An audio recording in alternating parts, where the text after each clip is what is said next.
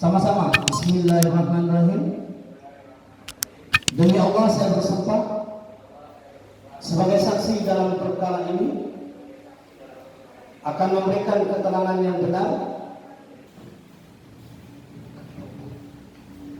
Sudarlun Majelis Hakim Pengadilan Negeri Blangpidi menegur Rovina Septianda alias Vina terdakwa kasus tindak pidana penipuan dan penggelapan uang.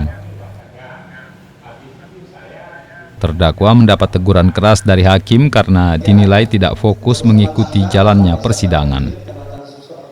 Sidang ketiga kasus ini masih beragendakan pemeriksaan 5 saksi korban. Mereka diminta mengungkap proses perkenalan serta hubungannya dengan terdakwa hingga proses penyerahan uang. Sidang dengan agenda serupa dijadwalkan akan berlangsung kembali keesokan hari. Dari Blangpidi, Zainun Yusuf, Serambion TV.